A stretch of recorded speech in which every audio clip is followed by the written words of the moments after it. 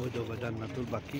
প্রিয় দর্শক, আমরা জান্নাতুল বাকি থেকে কিছু জিনিস শিকার আছে যা আমরা বাংলাদেশ, পাকিস্তান, ভারত আমরা কিন্তু যোগা কবরস্থান যে কীভাবে সাজাই নাম দিয়া, মরসন কত তারিখ, এটা সপ্তাহ দিয়া, মৃত্যুর তারিখ দিয়া, জন্ম তারিখ দিয়া, নাম প্লেট বানাই আমরা দিয়া। ওখান জান্নাতুল বাকিটা এগুলো বোঝা যায়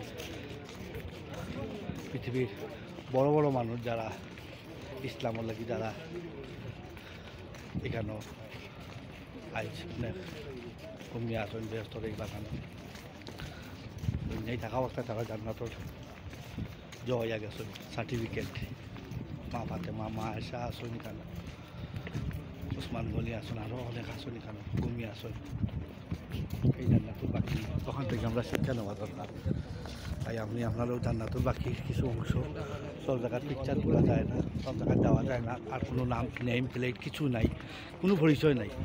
একবারে যে সময় প্রথম গেটে দিয়ে খামাইলে ও গেটের সামনে মা ফাতেমা, মা জব, কিন্তু কোনো লেখা নাই, কোনো নাম নাই, কোনটা মা ফাতেমা, মা আয়েশা খবর, এটা কোনো পরিচয় নাই এই পর্যন্ত। সূর্যের আলো খুব বেশি।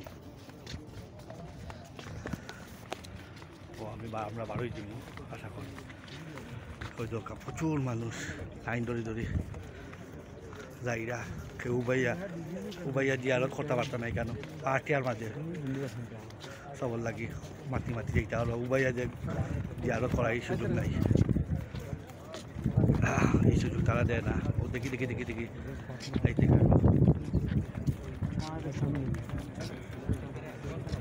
কোন সা মা দিস ওয়ান ওই সে ফাতেমা, মা আয়েশা, মা ফাতেমা।